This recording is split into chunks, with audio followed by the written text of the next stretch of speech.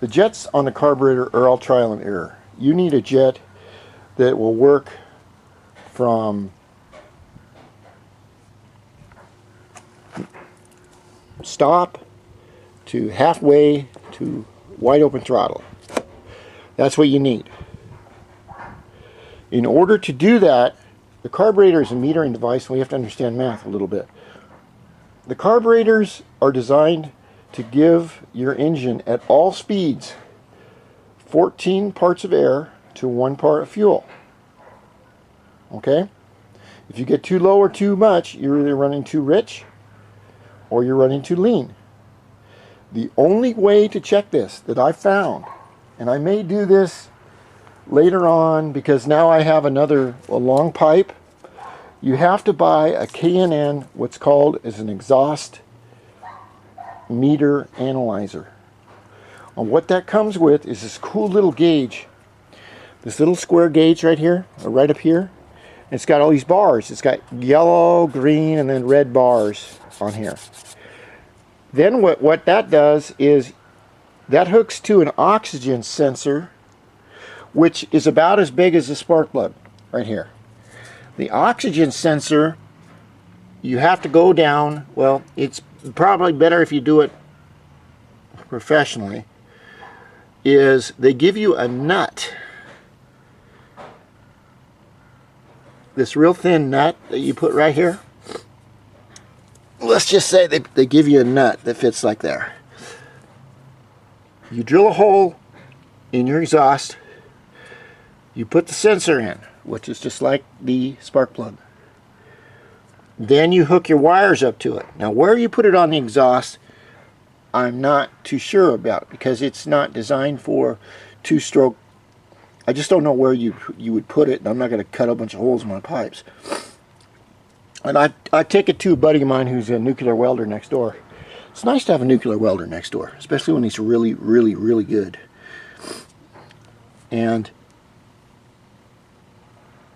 you take the nut, drill your hole, take the nut, weld it on here, put your oxygen, you screw your oxygen sensor in there, and it will measure the exhaust oxygen as you're driving.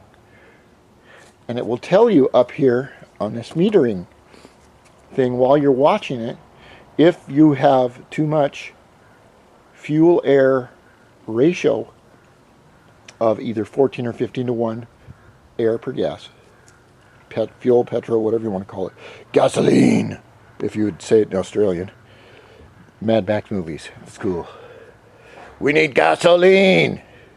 What you really need to do is put Mel Gibson in a new movie and put all Australians in the movie instead of having like the new Mad Max with not one damn Australian in it except some little old lady that's living in the desert that's up on some 90-foot pole. She was the only real Australian I saw in the whole movie. The rest of them were either English or American. Mad Max is extremely Australian. Everything about it should be Australian, just like Thunderdome, just like the first one. It should be in a complete Australian production.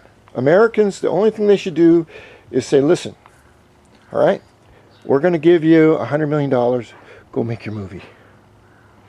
And stay out of it. Because that was the greatness of Mad Max when we Americans saw it back in the late 70s. We didn't know what kind of car he was using. We'd never seen that. Most Americans did not know that Ford or Chevy or any of our companies built other models in other countries that were similar, but that you couldn't buy in America. We didn't know that. And that car he had was so cool, especially that friend of his that had the V6 or the 6-cylinder bike. Everything was great about that movie. So I hope they do a remake and they don't allow any Europeans, any Americans. I want everybody in that film and everybody on the crew, everything else to be Australian. That's it. That's what made it so great. Anyway, that's my 2 cents worth about Mad Max. And put Mel Gibson in there. Man, hell, he could afford it. Well, I don't know if I'd let him direct it, though. I don't know. A lot of these actors are really good in movies, but when you let them direct everything and do their own vision of it, then too much of the movie is about them emoting their lines and acting, and it really makes the movie look like shit. So anyway, that's where we are so far.